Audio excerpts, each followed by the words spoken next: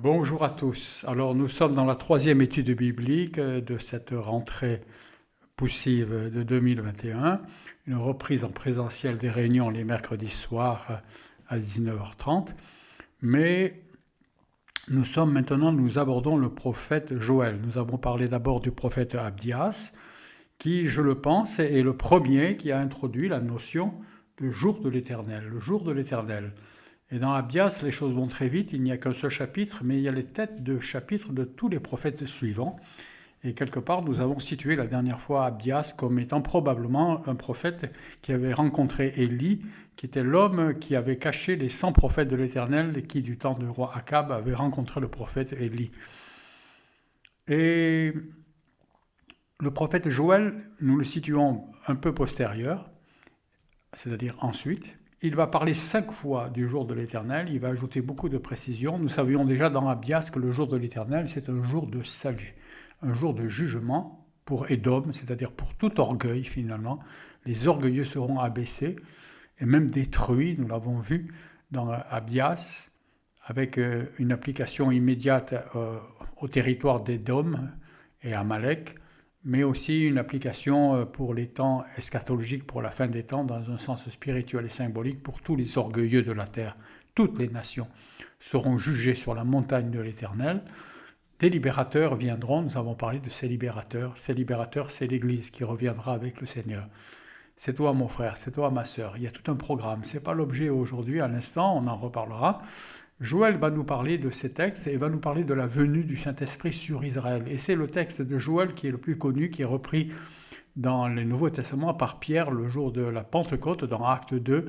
Et Pierre dira, parlant de ce baptême de l'Esprit et des gens qui parlaient en langue, il dira, c'est ce que le prophète avait dit, je répandrai de mon esprit. On va voir ces textes. Et on va être surpris peut-être, pour ceux qui les découvrent, de voir dans quel contexte Joël avait prophétisé ces choses. Pour l'instant, Judas était averti par Joël, averti de la venue du jour de l'Éternel. Nous allons faire 2, peut-être 3 vidéos sur Joël. Ça, c'est la première. Nous n'aborderons pas le temps de la fin, parce qu'il est question d'Armageddon à la fin. Il est question aussi de l'invasion du Nord. Nous réservons ça pour la prochaine fois, Gog et Magog. Mais avant cela, Joël avertissait Judas. Pensons que le prophète Joël prophétise dans Juda et il avertit de la venue du jour de l'Éternel. Les jugements allaient venir sur Israël et sur Juda. Mais avant qu'il n'arrive, avant cela, Dieu avertissait son peuple. Et il les avertit comme il nous avertit nous-mêmes par des manques de bénédiction évidents, mais si naturels, voyez, entre guillemets, que le peuple risquait même de ne pas y prendre garde. Et c'est comme ça dans nos vies, quelquefois, quand Dieu nous avertit que quelque chose ne va pas, on ne reçoit pas des jugements terribles tout de suite, mais dans nos vies, il peut y avoir des choses qui ne tournent pas rond, comme on dit populairement, que progressivement, il y a une loi de série qui s'installe. Tout semble aller mal, et dans le monde aussi. Il nous faut alors analyser et méditer, car c'est le Seigneur qui, parfois, cherche à nous avertir d'un jugement beaucoup plus sévère qui va arriver et nous invite à jeûner et à le supplier. Ne pas tomber dans un excès si demain vous égarez vos clés ou ne pensez pas que ça veut dire qu'un jugement de Dieu est nécessairement à la porte. Mais nous allons voir quand même que c'était des avertissements sévères qui étaient envoyés à Israël.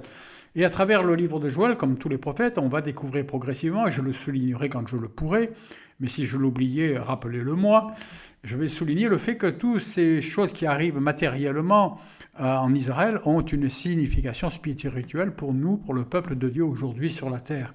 Et ils sont tout à fait contemporains pour moi, pour la France, pour l'Europe, pour le monde.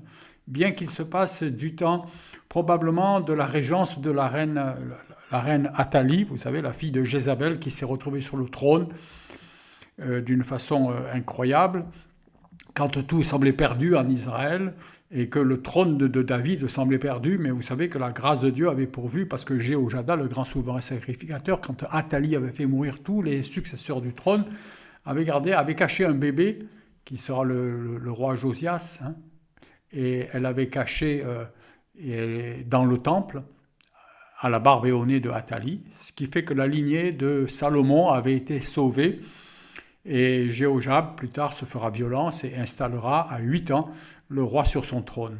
Et donc dans ce temps-là, on comprend très bien que la reine Athalie avait continué les abominations de Jézabel, et on comprend très bien que le culte, que l'adoration de Dieu, que le fonctionnement du temple, s'il avait continué, il avait continué d'une forme limite, et qu'il y avait eu de grandes négligences. Et nous allons voir que c'est à ce domaine-là que le Seigneur faisait allusion pour les reproches qu'il ferait à Judas. Hein. Et les dysfonctionnements, quand le Seigneur cherche à nous avertir, il commence par des petites choses. Et en Israël, ça n'avait pas commencé par l'attaque de Babylone, ça n'avait pas commencé par l'attaque des Assyriens ou des Syriens ou d'un ennemi quelconque, de Gaza ou d'ailleurs, mais ça avait continué par des insectes.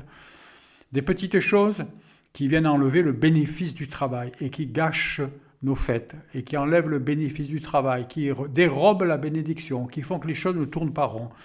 Voilà, Joël 1, 1, la parole de l'Éternel qui vint à Joël, fils de Pétuel. Je ne l'ai pas dit, mais vous l'avez compris. Joël, on ne sait ni d'où il vient, ni où il va. Il n'y a pas de période précisée. On essaie de la comprendre par le contexte.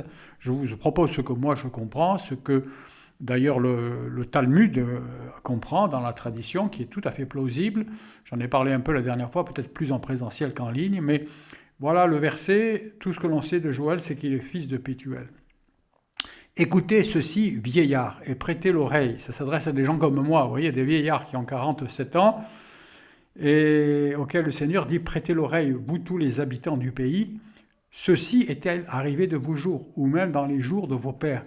C'est-à-dire, il arrive des petites catastrophes, des petites choses qui arrivent, mais analysez, vous qui êtes vieux, vous avez connu les temps d'avant, est-ce que ça arrivait? Non, ça n'arrivait pas, les choses ont changé. Ça change, le climat change, tout change, les saisons changent, la terre se réchauffe, les eaux montent, il y a des choses qui changent. Interrogez-vous, vous les vieillards, vous qui avez connu d'autres temps, parlez-en aux autres, analysez ces choses.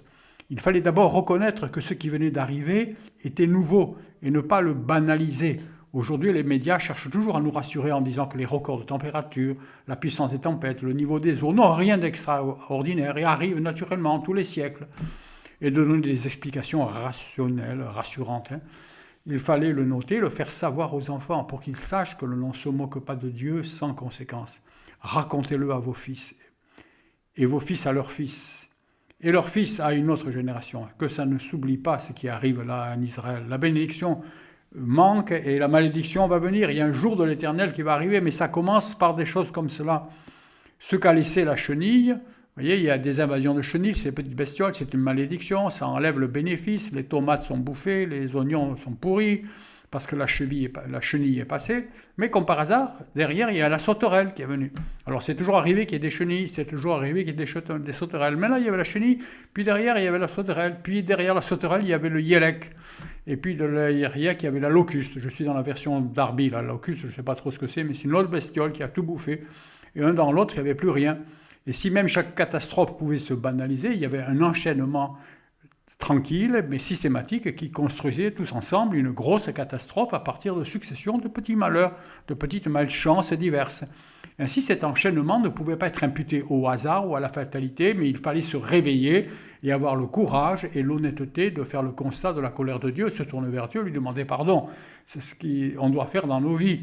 Quand quelque chose ne va pas, il faut se mettre à part et dire Seigneur, interroger, poser la question, qu'est-ce qui ne va pas, qu'est-ce que j'ai fait faux, quelle est ma mauvaise attitude? Et le Seigneur nous répond. Moi, il m'a répondu plusieurs fois dans ce domaine.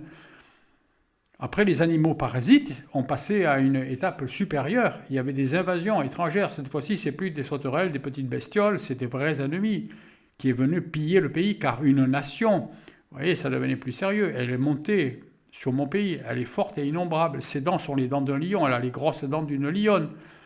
Alors, ce n'était pas encore Babylone, vous voyez, il n'est pas question de destruction, il n'est pas question de destruction du temple, il n'est pas question de mort, il n'est pas question de déportation pour l'instant, mais il est question de pillage. Ça a commencé par des petites bestioles, mais maintenant c'est un peu plus sérieux. C'est un ennemi qui a des dents. Et elle a réduit ma vigne en une désolation. La vigne a été pillée, mon figuier en un tas de bois. Elle a encorsé entièrement, elle l'a jeté par terre. Ses rameaux ont blanchi. Et bien sûr qu'on peut en faire une application spirituelle pour nos générations, pour nos vies, pour la France, qui était une nation chrétienne, où la vigne, c'est le symbole du sang de Jésus, c'est le symbole du fruit de l'évangile, c'est le symbole du fruit de l'esprit. Jésus dit « Je suis le cep, nous sommes la vigne ». Israël, dans Ésaïe 5, est la vigne de Dieu. Dans la prophétie de l'Ancien Testament, c'est Israël qui est la vigne de Dieu, mais aujourd'hui, nous sommes la vigne de Dieu. L'évangile, c'est enseigné, prêché par la vigne. Jésus, c'est le cep, nous sommes les sarments. Mais cette vigne, dans le monde occidental, en France, chez nous, dans nos maisons parfois, elle est devenue une désolation.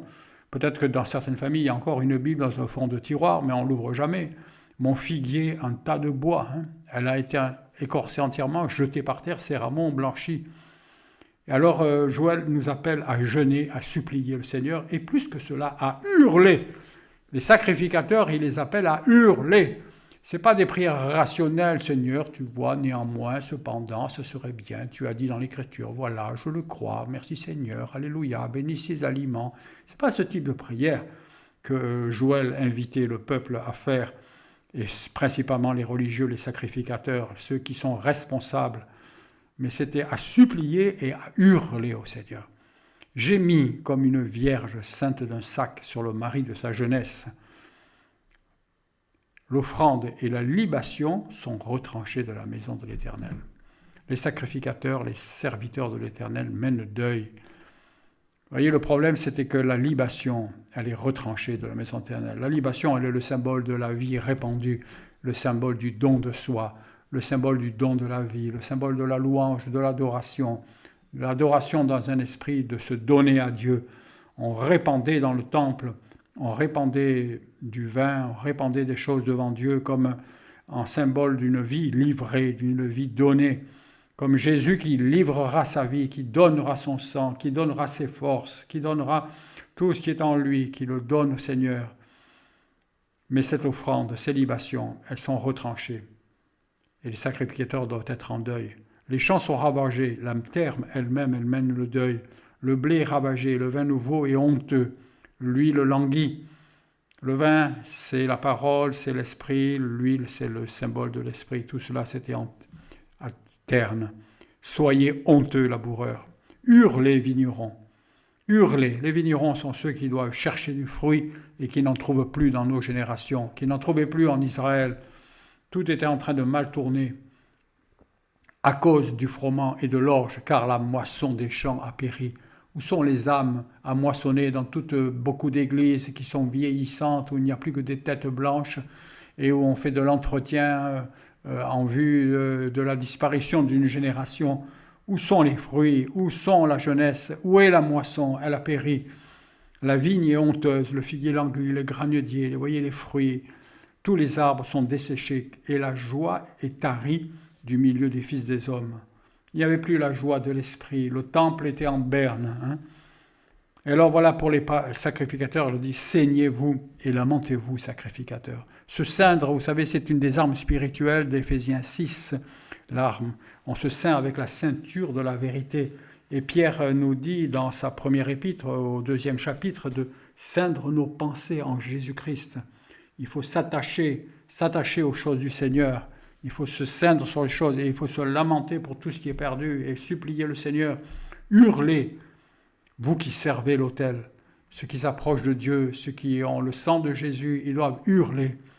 Venez passer la nuit sous le sac, vous qui servez mon Dieu, car l'offrande et la libation sont ôtées à la maison de votre Dieu. C'est un temps terrible, un temps très difficile. Et dans les temps de la fin, le monde en est là. Beaucoup d'églises officielles sont des églises mortes, où il n'y a plus l'esprit, où il n'y a plus de véritable libation, mais on l'a transformé par de la liturgie, par de la répétition, voire du chant grégorien, voire de la musique enregistrée, voire de la gestuelle, des choses qui sont comme des ballets, comme du playback, mais plus la présence de Dieu dans les cœurs, plus la présence de Dieu dans les vies, mais de la liturgie. Repentance est nécessaire, sanctifier un jeûne, se mettre à part, s'arrêter, convoquer une assemblée solennelle, assembler les anciens, tous les habitants du pays, à la maison de l'Éternel votre Dieu, et crier à l'Éternel. Hélas, quel jour, car le jour de l'Éternel est proche. C'est-à-dire ce manque de bénédiction, à amener tous ces petits ennemis, toutes ces choses, pour réveiller le peuple, pour qu'il hurle, mais pour qu'ils prennent conscience que si rien n'est fait, si les choses continuent, il y a un jour de l'Éternel qui va arriver, et pas loin, ça va s'accélérer tout cela. Quand on lâche la main de Dieu, les malheurs s'accélèrent. et il viendra comme une destruction du Tout-Puissant. La nourriture n'est-elle pas retranchée de devant nos yeux? Et de la maison de notre Dieu, la joie et l'allégresse? Les semences pourrissent, les greniers sont désolés, les granges sont renversées, car le blé est desséché. Et dans combien de vies de chrétiens dans le monde? Vous savez, quand on fait des statistiques, quand on lit, on dit il y a tant de milliards de chrétiens sur la terre, plus d'1 milliard. Mais combien de chrétiens dans ces milliards, ce milliard et demi, je ne sais pas, sont desséchés, sont comme ces mottes, désolés, renversés, desséchés. Et la prière du prophète était la suivante, 1,18, comme le bétail gémit, les troupeaux de gros bétail sont déconcertés, même les animaux, vous voyez, parce qu'il n'y a plus de pâturage pour eux. Et ça nous parle de toutes les âmes qui n'ont plus de nourriture. Jérémie en avait parlé, avait dit qu'il voyait Israël comme des brebis sans berger sur les collines. Les troupeaux de bétail sont en peine. Combien de jeunes ne savent plus à quoi sert la vie? Combien de jeunes veulent se suicider? Combien de gens sont sans espérance? Parce que le monde ne nourrit pas, parce que tout ce que le monde donne ne fait pas vivre. L'homme ne vivra pas de ces choses-là seulement, mais il vivra de toute parole. Mais si plus personne n'enseigne la parole, si plus personne n'adore de Dieu, si personne n'élève plus le nom du Seigneur, alors le prophète crie « À toi, Éternel, je crierai ». Car le feu a dévoré les pâturages et la flamme a brûlé tous les arbres. Les bêtes des champs aussi crient à toi, car les cours d'eau sont desséchés. Toute la nature souffre quand on lâche la main de Dieu. Et aujourd'hui, vous voyez, tout souffre. Les cœurs souffrent, la psychologie souffre, la morosité est partout, et même la nature est souffrante, est en train d'être détruite. Et voici l'annonce d'un jour terrible, le jour du Seigneur qui approche. Sonnez de la trompette, le chapitre 2. Sonnez de la trompette en Sion, ça veut dire à Jérusalem, sonnez avec éclat dans ma sainte montagne, que tous les habitants du pays tremblent, car le jour de l'Éternel vient et il est proche. Un jour de ténèbres et d'obscurité, de nuées et d'épaisses ténèbres, comme l'aurore qui se répand sur les montagnes. L'aurore, ça va très vite. Quand le soleil se lève, vous voyez, la lumière arrive, il commence à y avoir de la lueur, et puis soudainement, l'aurore se répand très vite. Et de la même façon, l'obscurité sur le monde et les ténèbres et la colère vont venir rapidement. Tout le monde va trembler. Jésus nous en parle lui-même. Par exemple, dans Matthieu 24, il parle de ce jour de l'Éternel qui va venir. Car dans ce temps-là, Jésus dit « La détresse sera plus terrible que toutes celles qu'on a connues depuis le commencement du monde jusqu'à maintenant, et il n'y en aura plus jamais de pareil. Si Dieu n'avait pas décidé d'abréger cette période, personne ne pourrait survivre. » Je cite cette parole de Jésus qui est fondamentale, bien sûr, mais on voit bien qu'il est question là d'un temps de colère, un temps de ténèbres, d'obscurité, un jour terrible qui va venir sur le monde, et ce jour-là, il va faire trembler les habitants du pays. Plus loin, on verra que c'est beaucoup plus que le seul pays d'Israël. Mais c'est un temps unique dans l'histoire, vous voyez? Parce qu'il y a des gens qui vont dire, oui, mais dans tous les temps, on va les banaliser, comme certains banalisent toutes les catastrophes qui arrivent dans le monde, comme en Israël, on banalisait les invasions d'insectes. On dit, mais ça a eu lieu dans le passé, et là, le Seigneur est précis. Il dit, dans ce temps-là, il va y avoir une détresse unique dans l'histoire, plus terrible que tout ce qu'il y a eu avant, et rien de comparable dans ce qu'il y aura par la suite. Il n'y aura plus jamais rien de pareil.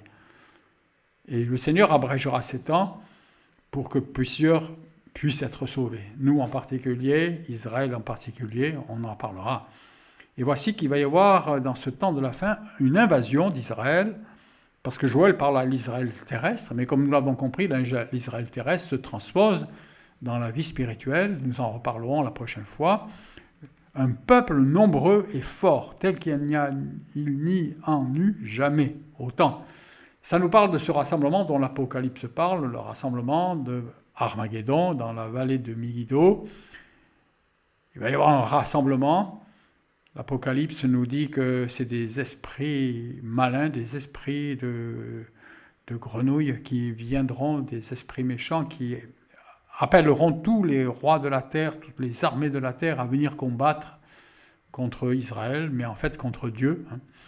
et ils se tromperont de combat, le Seigneur se manifestera, on en parlera. Et donc là, ça nous parle d'un temps de la fin, et c'est le temps de la fin de l'Apocalypse qui va réapparaître dans Zacharie, qui va apparaître dans Sophonie, qui va apparaître dans Michée, qui est déjà présent dans la prophétie d'Ésaïe. Tous les prophètes qui vont succéder à Abdias et Joël vont nous parler de ce jour de l'Éternel et ne vont pas tarir de qualificatifs terribles. Jour de ténèbres, jour de glace, jour de froid. Dans les notes, il y a tous les textes. Ce peuple qui viendra, devant lui, il y a un feu qui dévore. Et il y a une flamme qui brûle après lui. Devant lui, le pays comme un jardin d'Éden. Et après lui, quand ce peuple nombreux arrivera, derrière lui, il ne laissera que du désert. Et rien ne lui échappera. L'aspect, c'est comme des chevaux. Il y a comme des cavaliers, mais ce n'est pas des chevaux, mais c'est comme. Ça veut dire ils courent vite, ils bondissent, ils sautent.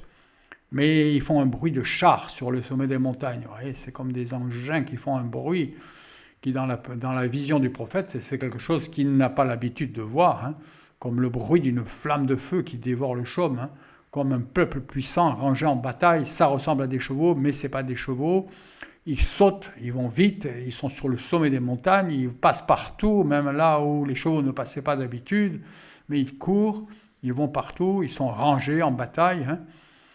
Et quand les peuples voient ces gens-là, ils sont angoissés et les visages pâlissent parce que c'est quelque chose d'extra-naturel. Ils courent comme des hommes forts, ils escaladent les murailles comme des hommes de guerre, ils marchent chacun, ils ne changent pas de sentier, chacun a une ligne, ils ne se pressent pas l'un l'autre, ils marchent chacun sur sa route, ils se précipitent à travers les traits, ils ne sont pas blessés, ils sont blindés quelque part, vous voyez. Ils se répandent dans la ville, ils courent sur les montagnes, ils courent sur les murailles. Ça nous parle de quelque chose, d'une vision des temps de la fin, d'armes modernes. Peut-être les gens ont vu là des chars, des armures, des robots, on ne sait pas. Mais devant eux, la terre tremble, les cieux sont ébranlés, le soleil et la lune sont obscurcis et les étoiles retirent leur splendeur. C'est-à-dire quelque chose qui ébranle le cosmos, quelque chose qui atteint jusqu'à la lumière, au soleil. Est-ce que c'est le soleil ou est-ce que c'est de la fumée? Est-ce que c'est un nuage de pollution? Quelque chose qui va vraiment être un phénomène de la fin des temps qui est décrit. Mais c'est le moment de revenir au Seigneur parce que le Seigneur va sauver Israël, on le sait. Et l'Éternel fait entendre sa voix devant son armée, car son camp est très grand et l'exécuteur de sa parole est puissant, parce que le jour de l'Éternel est grand et fort et terrible, qui peut le supporter. L'Éternel fait entendre sa voix devant son armée. Ainsi encore maintenant, dit l'Éternel, revenez à moi de tout votre cœur avec jeûne, avec pleurs et avec deuil, et déchirez vos cœurs et non vos vêtements.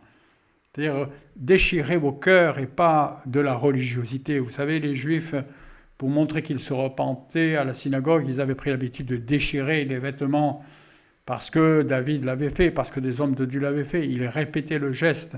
Et même la tradition voulait que les coutures soient pas très solides pour que lorsqu'on tire, les vêtements se déchirent facilement sans se détruire. On pouvait les recoudre et les redéchirer le sabbat suivant.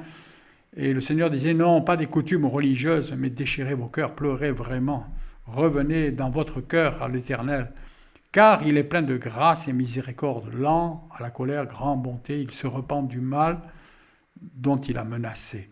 Et ainsi, ce jour terrible de l'Éternel, ses ennemis terribles vont effrayer le peuple, mais cet effrayement est voulu de Dieu parce qu'il va les amener enfin à sortir de la religiosité. Et c'est souvent sous les bombes, c'est souvent dans les guerres, c'est souvent dans des temps qui nous semblent très difficiles, où quelquefois on ne comprend pas le plan de Dieu, c'est parce que c'est le plan de Dieu pour que les gens crient à Dieu. Nous vivons actuellement, paraît-il, dans l'Europe de l'Est et principalement en Ukraine, un réveil de l'esprit. Et ce réveil a eu lieu grâce aux invasions russes et à Poutine qui a bombardé. Parce que pendant que tous ces braves croyants, catholiques, orthodoxes plutôt, traditionnels, étaient là, dans les caves, en entendant les bombes tomber sur les maisons, ils se sont mis à crier à Dieu. Et beaucoup ont été baptisés du Saint-Esprit dans ces caves-là, dans les années qui viennent de se passer, pendant les bombardements. Les médias n'en parlent pas, mais il y a un réveil dans les pays de l'Est qui ont été attaqués par la Russie. Je parle dans les 10 années qui viennent de se passer, je parle de guerre d'Ukraine récente. Mais c'est vrai dans tous les temps. Ainsi donc, maintenant, dit l'Éternel, revenez à moi de tout votre cœur, avec jeûne, avec pleurs, avec deuil, parce qu'il y a vraiment le danger à la porte, et déchirez vos cœurs. Qui sait, c'est le moment de jeûner et de supplier Dieu, hein. Qui sait s'il ne reviendra pas, hein? Est-ce que Dieu ne reviendra pas et ne se repentira pas et ne se laissera pas après lui une bénédiction, une offrande et une libation à l'Éternel, votre Dieu. Et je voudrais m'arrêter là, en continuant la prochaine fois. Nous allons voir qu'avant qu'arrive ces temps de la fin, il va y avoir une première délivrance d'un ennemi qui vient du nord. Et cet ennemi du nord, dans Joël, n'est pas nommé, mais toute personne qui analyse, qui connaît les prophéties, comprend que ce qui va arriver, c'est l'invasion qui est décrite dans les chapitres 37, 38, 39, 38, 39 plutôt, du prophète Ézéchiel.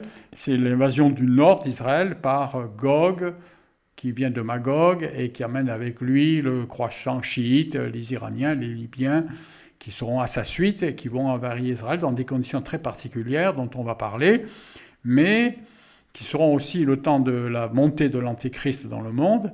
Mais dans ce temps-là, il y aura une délivrance. Il y aura une délivrance et c'est à l'occasion de cette délivrance du nord qui n'est pas encore la fin, qui n'est pas encore le joug de l'Éternel pour toutes les nations, mais dans cette délivrance-là, Israël sera secouru très miraculeusement, et l'Esprit de Dieu viendra sur la nation, qui se tournera vers son Dieu, qui se détournera de l'Antéchrist et de la séduction du monde.